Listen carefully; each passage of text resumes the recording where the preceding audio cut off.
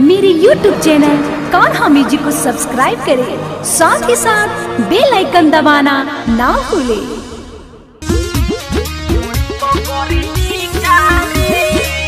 Music by Shams Jamil.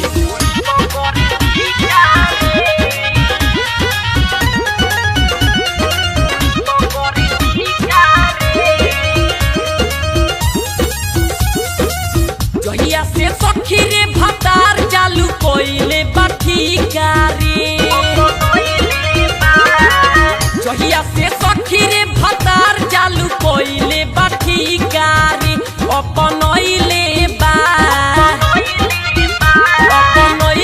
बनाया तरीका ढोड़ी पकोरे टीका रे, अपनइले बनाया तरीका ढोड़ी पकोरे टीका रे।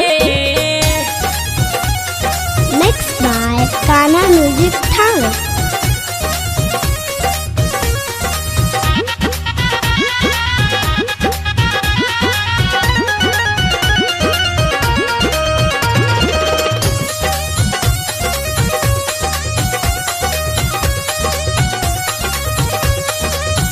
कहे बिजनेस कहियो हमार नहीं होई कमजोर, टीका कोइला से ढोड़ी पनाही डाली नजर कवनो चोर।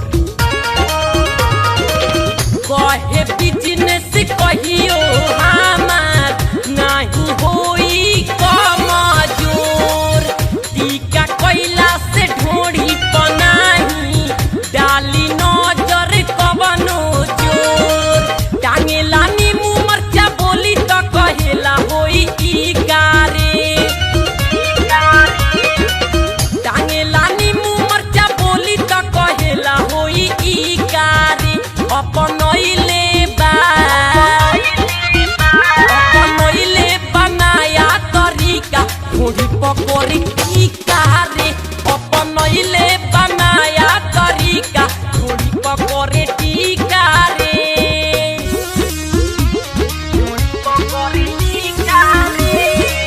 Music by Shams Jamil.